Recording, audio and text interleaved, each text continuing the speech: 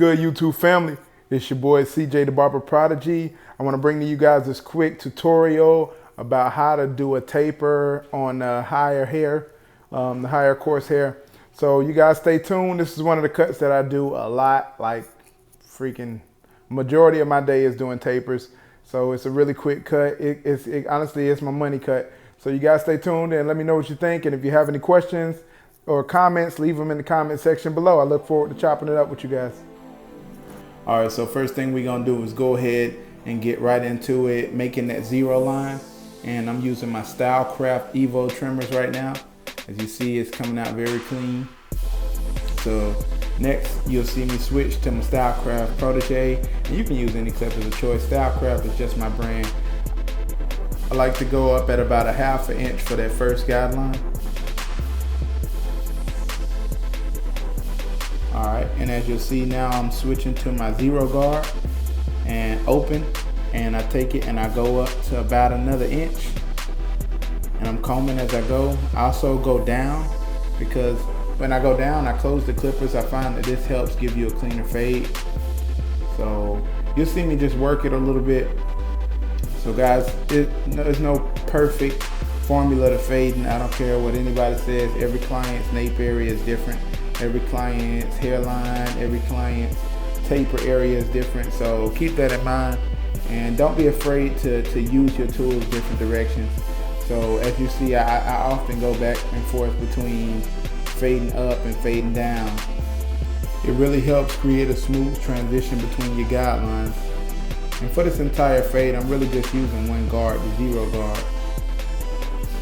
I also, whenever I go up in between the layers, I use the closed guard as well. I don't know if you can really see it well in the video, but I close my guard to transition between the first guideline and the second one. So we lost a little bit of the footage during this part, but it's really just the same steps as what I was doing in the back. You're just doing it in a smaller area.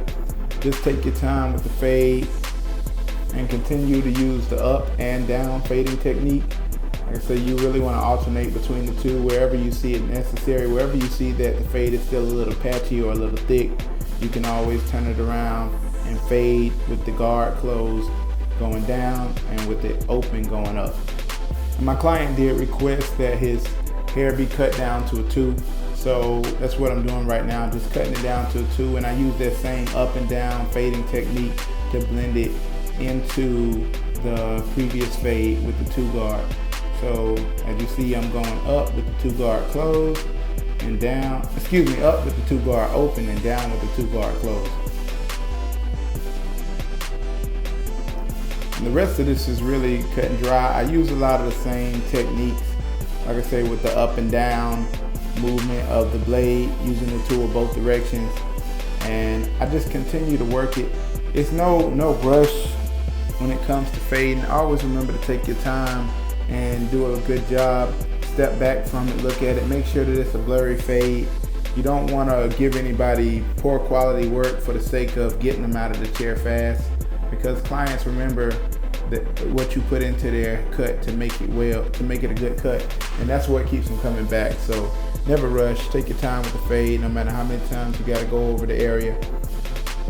And as you see, I take the guard off as well, and I go up over that first layer just to smooth it out and get it completely blurry, a blurry transition between the skin and the first level of the fade. All right, and now I'm starting to spray them with the hose spray, and I'm using Got to Be Glued. And this is just to lay the hairs down and get the skin prepped for the lineup. And my trimmers of choice, that I'm using this time around are the Stylecraft Prodigies. If you guys have not given these a try yet, you can buy it as a set, the Protege clipper and trimmer, for around $160. And they are worth every penny. As you can see the results, man, it gives a crispy line without barely even tapping the skin. I'm just lightly tapping the skin and working those corners of the blade to get a nice crispy line around the ear. And it's doing it. Like, no pencil needed, no anything. You can already see the white line. It's coming out good. giving him a little bit of an ash line. Sorry, my camera was doing something weird. Yeah, and I go in, I start working on his side, working on his beard. He said he wanted it rounded at the bottom. And I always ask your client, do they want it rounded or do they want it at a 90-degree angle? Because you want to give them their preference. It also makes them feel like you're paying attention to their needs more when you ask, instead of just, doing what you want to do on their face. So try to keep that in mind. And now I'm taking it and I'm cleaning up his neck.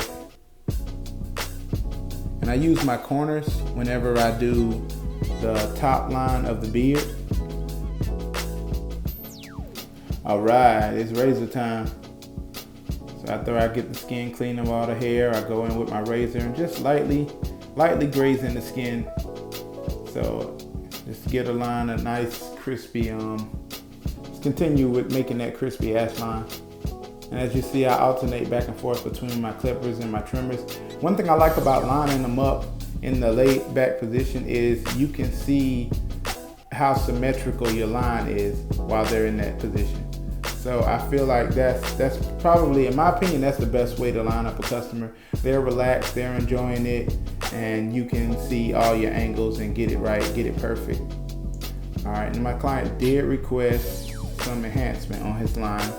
Normally I only suggest enhancement if I feel like they could use it, or I ask them if they would like it. But yeah, he did request some enhancement. It's the weekend, everybody wants to look good for the weekend. So we're gonna give him a light spray on the line. You see, try to keep it natural. You never want to spray this enhancement too heavy.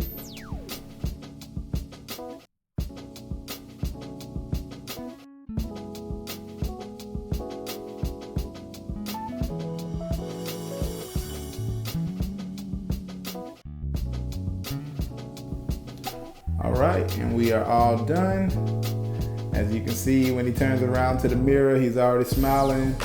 He already knows the quality that he's about to get. And that's what it's all about, guys. You really want to give them that quality that makes them smile at the end. All right, I appreciate everybody tuning in. Like I said, if you have any questions or comments, leave them in the comment section below. As always, if you appreciate the content that I'm putting out, hit that like button, leave a comment if you feel like it, but definitely subscribe and hit that notification bell. I definitely would like to hear from each and every one of you, and let me know if this helps you any during your process, during your growth process as a barber. We can all use a little help along the way. Never think that because you are cutting better than you were that you have perfected it. This is an art form, and it's something that we get better about every single day. So continue to work at it, continue to grind, and I look forward to talking more with you guys in the future.